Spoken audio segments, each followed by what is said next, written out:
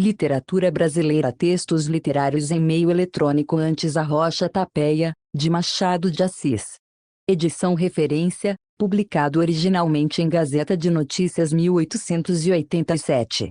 Como é que me achei ali em cima? Era um pedaço de telhado, inclinado, velho, estreitinho, com 5 palmos de muro por trás. Não sei se foi ali buscar alguma coisa, parece que sim, mas qualquer que ela fosse, tinha caído ou voado, já não estava comigo. Eu é que fiquei ali no alto, sozinho, sem nenhum meio de voltar abaixo. Começar a entender que era pesadelo. Já lá vão alguns anos. A rua ou estrada em que se achava aquela construção era deserta. Eu, do alto, olhava para todos os lados sem descobrir sombra de homem. Nada que me salvasse, pau nem corda. Ia aflito de um para outro lado, vagaroso, cauteloso, porque as telhas eram antigas, e também porque o menor descuido far-me-ia escorregar e ir ao chão. Continuava a olhar ao longe, a ver se aparecia um salvador. Olhava também para baixo, mas a ideia de dar um pulo era impossível, a altura era grande, a morte certa.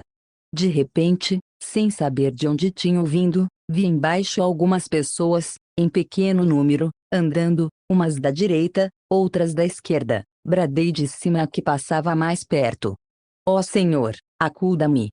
Mas o sujeito não ouviu nada, e foi andando. Bradei a outro e outro. Todos iam passando sem ouvir a minha voz. Eu, parado, cosido ao muro, gritava mais alto, como um trovão. O temor ia crescendo, a vertigem começava, e eu gritava que me acudissem, que me salvassem a vida. Pela escada, corda, um pau, pedia um lençol, ao menos, que me apanhasse na queda. Tudo era vão. Das pessoas que passavam só restavam 3, depois 2, depois uma. Bradei a essa última com todas as forças que me restavam: acuda, acuda! Era um rapaz, vestido de novo, que ia andando e mirando as botas e as calças. Não me ouviu, continuou a andar, e desapareceu. Ficando só, nem por isso cessei de gritar. Não via ninguém, mas via o perigo. A aflição era já insuportável, o terror chegara ao paroxismo. Olhava para baixo, olhava para longe, bradava que me acudissem, e tinha a cabeça tonta e os cabelos em pé. Não sei se cheguei a cair. De repente, achei-me na cama acordado.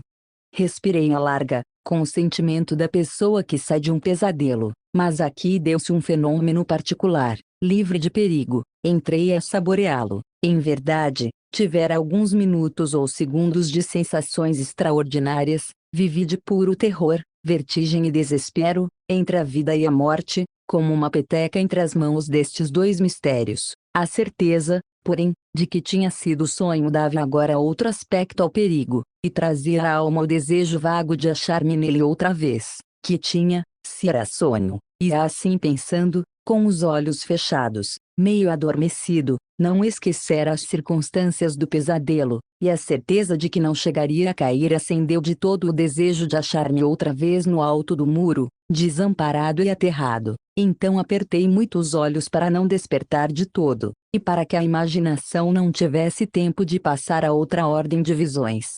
Dormi logo. Os sonhos vieram vindo, aos pedaços. Aqui é uma voz, ali um perfil, grupos de gente, de casas, um morro, gás, sol, 30.000 coisas confusas, que se coziam e descoziam. De repente vi um telhado, lembrei-me do outro, e como dormira com a esperança de reatar o pesadelo, tive uma sensação misturada de gosto e pavor. Era o telhado de uma casa, a casa tinha uma janela, a janela estava um homem. Este homem, cumprimentou-me risonho, abriu a porta, fez-me entrar, fechou a porta outra vez e meteu a chave no bolso. Que é isto? Perguntei-lhe. É para que nos não incomodem, acudiu ele risonho.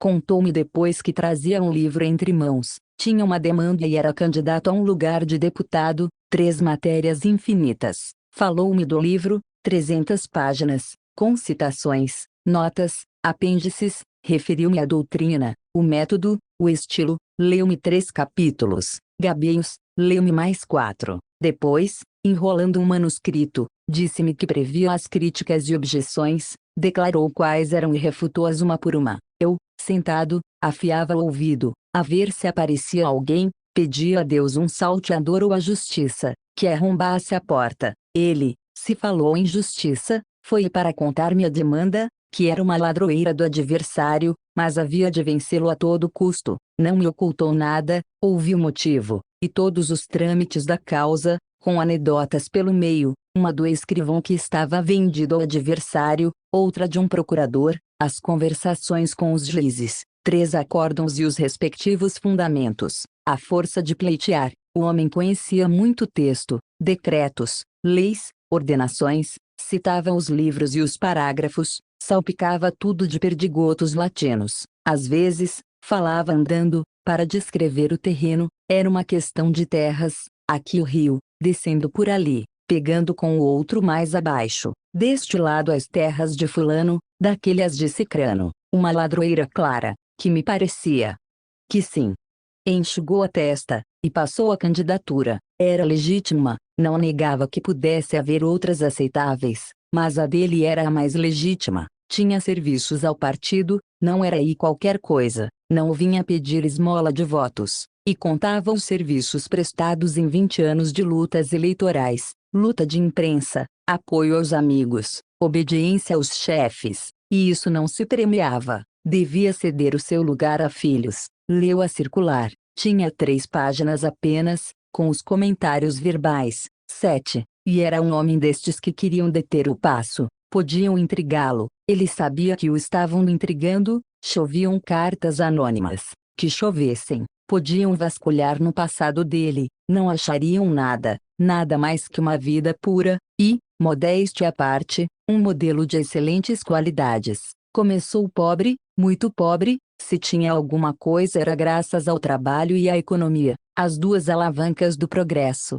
Uma só dessas velhas alavancas que ali estivesse bastava para deitar a porta abaixo, mas nenhuma nem outra, era só ele, que prosseguia, dizendo-me tudo o que era, o que não era, o que seria, e o que teria sido e o que viria a ser, um Hércules, que limparia a estrebaria de Alges, um varão forte, que não pedia mais que tempo e justiça, fizessem-lhe justiça, dando-lhe votos, e ele se incumbiria do resto, e o resto foi ainda muito mais do que pensei. Eu, abatido, olhava para a porta, e a porta calada, impenetrável, não me dava a menor esperança. Lasciati ogni speranza, não, cá está mais que a esperança, a realidade deu outra vez comigo acordado, na cama. Era ainda noite alta, mas nem por isso tentei, como da primeira vez, conciliar o sono. Fui ler para não dormir. Por quê? Um homem, um livro, uma demanda, uma candidatura. Por que é que temi revê-los, se antes, de cara alegre, meter-me outra vez no telhado em que?